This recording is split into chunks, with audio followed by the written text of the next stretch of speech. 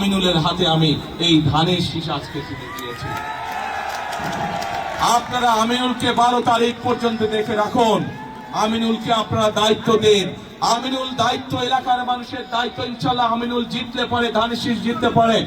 13 তারিখ থেকে আমিনুল এলাকার মানুষের দেখভাল করছে কিনা, এলাকার উন্নয়নে কাজ করছে কিনা, সেইটি দেখার দায়িত্ব ইনশাল্লাহ আমার। প্রিয় ভাই বোনেরা, আগেই বলেছি আমি আপনাদের প্রতিবেশী হিসাবে ঢাকা 16 দেখার দায়িত্ব আমার দায়িত্বের মধ্যে পড়ে। ইনশাল্লাহ আপনাদের সন্তান হিসাবে, আপনাদের প্রতিবেশী হিসাবে আমি আপনাদের সাথে যেমন আগেও ছিলাম, ইনশাল্লাহ ভবিষ্যতেও থাকবো।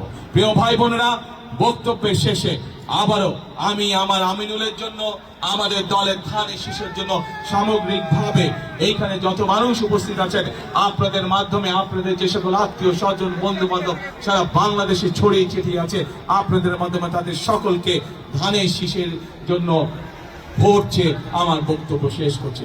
ইনশাল্লাহ সকলে ভালো থাকবেন, আমার জন্য দোয়া করবেন, আমিও দোয়া করব আপনারা যাতে ইনশাল্লাহ সকলে ভালো থাকেন। আল্লাহ হাফেজ। বাংলাদেশ জিন্দাবাদ, বাংলাদেশ জাতীয়তাবাদী জিন্দাবাদ।